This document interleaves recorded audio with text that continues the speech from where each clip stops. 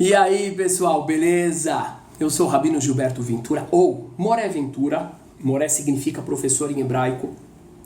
E hoje eu quero trocar uma ideia com você a respeito de um tema muito intrigante, que chama a atenção de muitas pessoas e que é: existe vida após a morte? Ou melhor, existe vida espiritual após a morte do corpo físico ou não? Logo de cara eu vou dizendo para vocês que, de acordo com o judaísmo, sim, existe. Depois da morte, a alma continua viva. Mas isso, o que a alma faz nessa outra realidade, é um tema para um outro vídeo.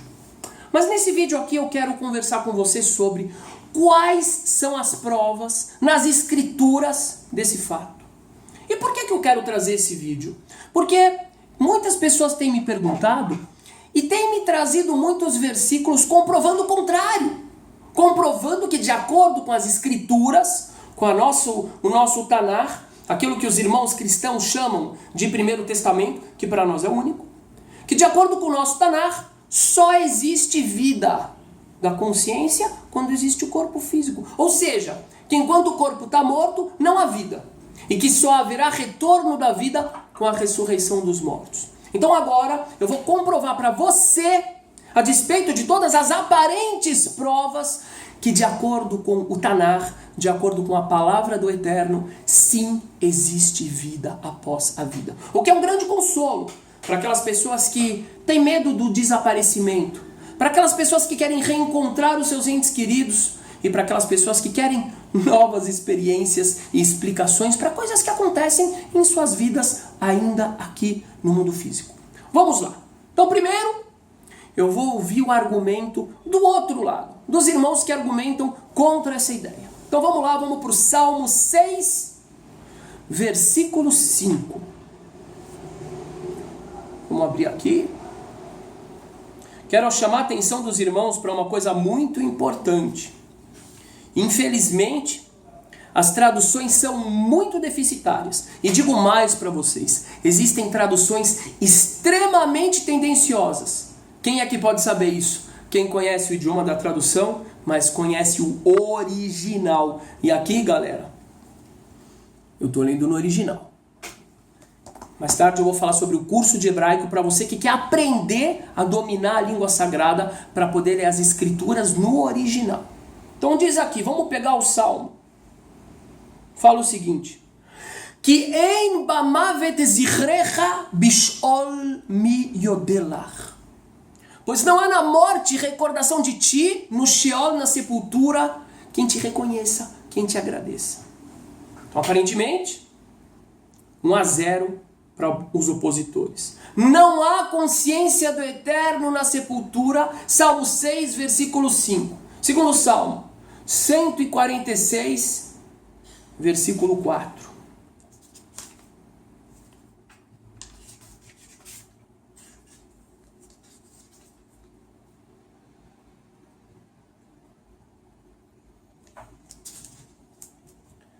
Aqui, Tetzeru ho yashuv leadmato, bayom hahu avdu estonotav. Tetzeru ho, sai o seu espírito, yashuv leadmato, ele volta para a sua terra.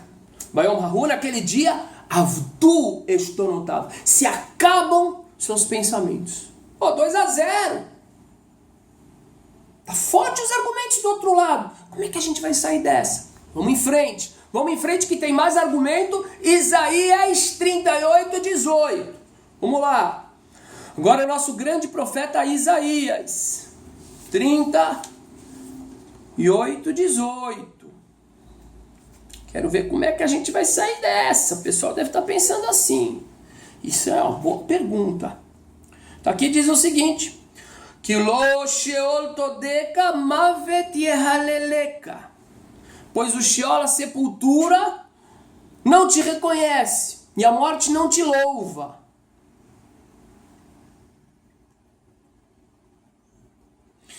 Lo yesaberu yordevor elamiterra. Não esperarão aqueles que descem ao túmulo, ao poço, pela tua verdade. 3-0. Tá ficando difícil. E agora? Aparentemente, de fato, as escrituras estão falando isso. E eu digo para vocês É muito fácil querer distorcer o que está escrito, como muitos fazem, para tentar provar esse lado. Mas eu não. Eu vou mostrar de fato qual é o argumento e depois eu vou trazer a forma correta de se compreender isso. Vamos em frente agora para ver o outro lado, para ver o nosso lado. Deuteronômio 18:11. Tem que abrir as fontes, né? Mas tem que levar todas em consideração. Que diz o seguinte. Vou pro 10 primeiro. Deus me livre isso aqui.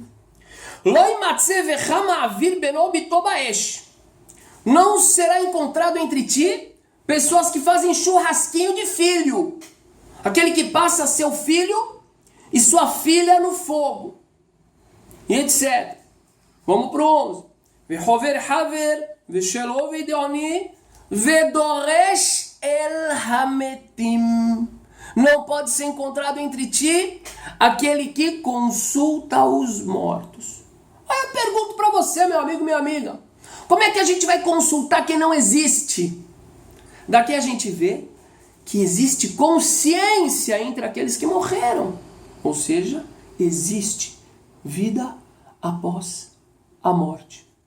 Ah, mas vai ter gente que vai falar assim, não. Na realidade, esses consultadores, eles fingem que estão consultando mortos. Ok, vamos lá. Vamos em frente, vamos passear pelas nossas escrituras para argumentar de verdade. Sem falsidade e sem deturpar. Vamos analisar todos os lados. Samuel 28. Samuel 28 traz uma história fantástica.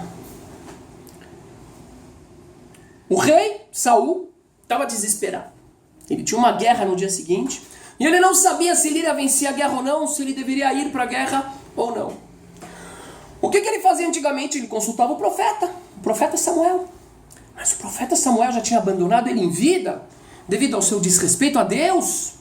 E o profeta Samuel, além de tudo, já havia falecido. Então o rei tentou consultar Deus através de outros profetas, sem resposta. Através de sonhos, também existe isso, sem resposta. E aí ele apelou para algo errado, que já foi proibido, a gente viu. Ele foi até uma feiticeira, ele foi até uma mulher que conseguia invocar as almas dos mortos e pediu para ela chamar ninguém mais, ninguém menos do que o profeta Samuel. E está escrito que na hora que veio o profeta, o rei Saul soube que era ele. E não conforme algumas traduções falsas que eu vi, que traduzem dizendo que ele teve a impressão de que era ele, para provar o outro ponto, falsificando a escritura. Não, está escrito que ele soube. Tudo bem. Aí o profeta disse assim para ele. Em primeiro lugar, você errou de ter me chamado. Em segundo lugar, você errou na sua vida de ter desrespeitado ao Criador. Em terceiro lugar, amanhã você estará aqui comigo. Meu amigo, minha amiga, sendo sinceros, o que significa você estará aqui comigo? Ele não estava falando do ponto de vista do corpo morto. Ele estava falando do ponto de vista da consciência viva e existente. Ou seja, o que a gente mostra daqui? Que a consciência existe destacadamente do corpo. E que ela não existirá somente quando houver a ressurreição dos mortos. Ela existe agora, ou seja, existe vida após a vida. Alguns amigos meus, eu falo amigos de verdade, porque eu não discrimino a pessoa se ele pensa diferente de mim, mas me dizem o seguinte, não, Rabino, aqui está se tratando de demônios que fingiram que era o Samuel. Eu digo o seguinte, bom, em primeiro lugar, se fossem demônios, estaria escrito. E não estaria escrito Elohim, que Elohim é um nome que se refere normalmente a forças espirituais supremas, anjos, Deus, mas nunca demônios. Estaria escrito demônios. Em segundo lugar, é muito simples a história. E ela se complementa com aquela proibição de Deuteronômio. É proibido consultar os mortos. Por quê? Porque existe consciência entre os mortos. Vamos lá. Um dos argumentos que eu vejo os irmãos do contra mais usarem é que muitas vezes a palavra nefesh, que é traduzida como alma, dizendo que o corpo vai embora, mas a nefesh volta para Deus, eles dizem nefesh significa vida, vida biológica. Não significa alma. Existe razão nisso. Vi também vários irmãos argumentando, dizendo que a palavra ruach, que é traduzido também como alma ou espírito, significa fôlego. E que quando diz que fica o ruach, que o homem tem ruach, não quer dizer que o homem tem uma dimensão separada do corpo. Mas é o fôlego de vida que acaba assim que acaba a vida. E agora eu vou trazer algumas provas cabais que eu quero ver alguém argumentar contra elas. E não significa isso um desafio desrespeitoso. Quero ver, vamos lá, vamos debater. Então vamos lá, agora nós vamos para Jó, capítulo 4, versículos 15 e 16. Aqui. Vejam só que interessante, que importante. Diz aqui. Bis'ipim mehezionot laila. Bin pol tardema ala nashim. Aquele momento que as pessoas sonham quando cai aquela escuridão, aquele sono sobre os homens. Momento da noite. Pahad keraani urada. Um medo me chamou e um tremor. Verov atzmotai ifhid. E a maioria dos meus ossos assustou. Veruach alpanai yahalof. Presta atenção. Ele não disse que ele estava dormindo. Ele falou que é no momento que os homens dormem. Veruach alpanai yahalof. E um espírito passou diante da minha face. Tessamer saarot besari. E se arrepiaram os pelos da minha carne. Já ouviu aquele negócio que o cara disse que quando a pessoa se arrepia do nada é porque passou um espírito perto? Eu não acho que é isso não. Mas a fonte dessa ideia é esse versículo aqui. E a Amod, então aquele espírito se parou, velou aqui no mareu. Mas eu não consegui reconhecer a imagem. Temunah leneged ainai. A sua figura perante meus olhos. Demamá vakol eshmai. Então veio o silêncio e eu ouvi uma voz. Gente, aqui está muito claro. Aqui está muito claro que está falando de uma consciência que se parou na frente desse sujeito e transmitiu algo para ele. E não era em corpo, era uma consciência destacada do corpo. E era o quê? Aqui vem um argumento forte. Era ruach. E não era o fôlego que simplesmente se desfaz na morte do corpo. Porque aqui não está ligado ao corpo. Atenção! Seguimos. Vamos agora para Reis 22, 19, 22. Lá, o rei Ahav, um rei perverso, ele estava chamando dos seus profetas para profetizarem sobre o futuro, sobre as vitórias que ele teria nas guerras. E ele só chamava profetas falsos, o que está cheio. Aí o outro rei que estava com ele falou assim para ele: mas meu amigo, chame um profeta do Eterno. E ele disse: mas o profeta do Eterno? O profeta do Eterno só fala mal de mim, eu não quero ele não. Tudo bem? Então ele chamou de novo o profeta falso. Então o Eterno disse o seguinte: quem é que vai levar a mentira? Agora eu quero levar a mentira para o profeta falso. Eles não querem a mentira? Então agora ele vai realmente ouvir a mentira. Quem é que vai levar a mentira para ele? E está escrito ali claramente que foi um ruach, um espírito, quebrando de novo o argumento de quem diz que ruach é somente fôlego, que acaba na hora que acaba o corpo. Um ruach falou para o Eterno: eu vou. E não está escrito que era um espírito da mentira, era um espírito que levou a mentira. É mais uma comprovação forte de que existe a consciência, a alma, fora da vida física. Agora eu trago uma passagem que ela é muito importante e muito interessante, que é de Eclesiastes 3, 20 e 21. Prestem atenção. Prestem atenção. Essa passagem aqui, gente, assusta um monte de gente.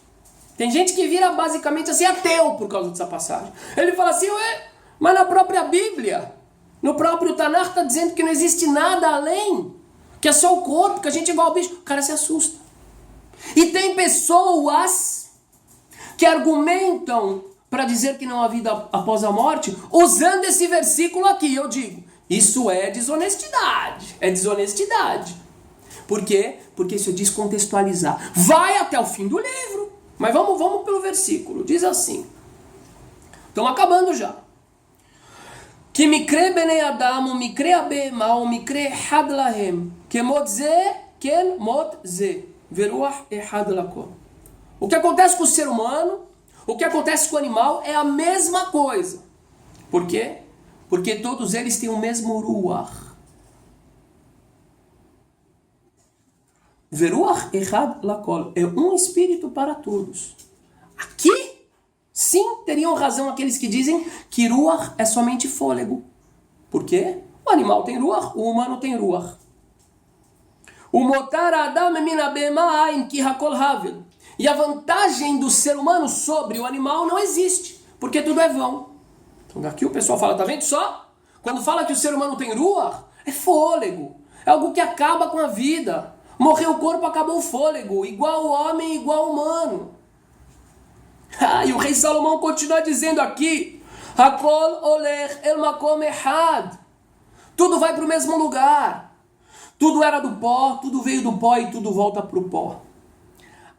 O rei Salomão, ele termina aqui esse versículo dizendo, Mi yodea ruach bnei adam, haolai lemala, veruach behemah, hayoredet lemata laaretz. Quem é que sabe se de fato há uma diferença entre o ruach do animal, que é somente fôlego, e o ruach do homem, que é espírito que volta para cima? Quem é que sabe se um vai para baixo e um vai para cima, como nossa crença diz? Agora, gente, eu quero falar uma coisa para vocês decisiva. O rei Salomão é considerado o homem mais sábio que já existiu. Fora de profecia, o homem mais sábio que já existiu. E ele tinha dúvidas. Porque diferentemente do que muitas pessoas querem mostrar, os nossos grandes ícones bíblicos eram seres humanos com suas limitações e que chegaram alto porque pesquisaram, porque se esforçaram e porque evoluíram.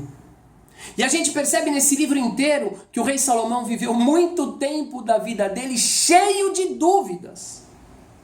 E se ele, que era o homem mais sábio, e que era filho do rei Davi, o salmista, pensava assim, por que não dizer que o próprio salmista, quando ele afirmava as coisas, nem sempre ele afirmava baseado no conhecimento pleno? Porque se ele tivesse o conhecimento pleno, o filho dele não estaria questionando. E agora, eu quero trazer aqui a questão final, que vai acabar com essa discussão. A gente vai para o último capítulo, quase no final do livro. Capítulo 12, versículo 7. Está escrito o seguinte. Veiashov reafar al haaretz keshihaya. Conclusão. Ele teve dúvida, assim como o pai dele tinha dúvida, assim como todos tiveram dúvidas. Mas ele conclui, ele diz, então volta o pó para a terra como foi. Ve'aruach. Aqui ele concluiu que a ruach do homem é diferente da ruach do animal, não é somente fôlego. Ve'aruach e o ruach, o espírito, tashuv ela Elohim asher netaná. Retorna para o eterno que a deu. Então aqui aquela pessoa que vai falar, não, porque nos lugares que diz que o homem tem ruach, não é para compreender que é alma, é para compreender que é fôlego da vida. Bem, eu trouxe vários argumentos aqui, e aqui um argumento final que mostra, não somente que ruach subsiste a morte do corpo, mas que mostra que o homem que é considerado o mais sábio da nossa história, viveu a vida inteira com essa questão, e somente no fim ele chegou a essa conclusão. Então aqui, meus amigos, é prova demais e está muito claro. Sem esconder os versículos que mostram o contrário, mas mostrando que aqueles versículos simplesmente faziam parte de uma situação onde o indivíduo ainda não estava completamente consciente da verdade absoluta. Aí você vai me perguntar, mas puxa vida, por que o Eterno não revelou isso na Torá então? A resposta é muito simples. O objetivo da revelação da Torá não é a vida após a morte. Nós, judeus, compreendemos que nós não temos que fazer a vontade do Eterno pelo objetivo de receber recompensa, não. A gente tem que fazer a vontade dele por amor a ele, por compreender que essa vontade é o melhor para nós mesmos aqui. Há recompensa, mas não é a meta. Qual é a meta da revelação da Torá? É a instituição de uma sociedade baseada no tzedek e mishpat, na justiça social, na fraternidade e no cumprimento à lei. Uma sociedade saudável, com indivíduos evoluídos. Uma sociedade que tenha como base a fé. E se o indivíduo ficar focando na vida após a morte, ele simplesmente se torna egoísta e alienado. E não é isso que a revelação divina quer. Bom, agora no próximo vídeo, galera, eu vou falar sobre o que acontece com a alma de acordo com o Talmud, de acordo com as nossas fontes orais. E agora eu peço para você um like no vídeo. Quem tiver comentários para fazer contra ou a favor, por favor, faça. Só peço que haja respeito, porque isso aqui não é briga, isso aqui é um debate, é uma conversa. E eu convido vocês a fazer o nosso curso também, curso de hebraico, de Torá ou de vivência judaica. Onde? Como é que eu faço para me inscrever? Manda um e-mail para cursos@moreventura.com e fala de qual curso você quer participar. Beleza, galera? Assina nosso canal aí. Abração pra você.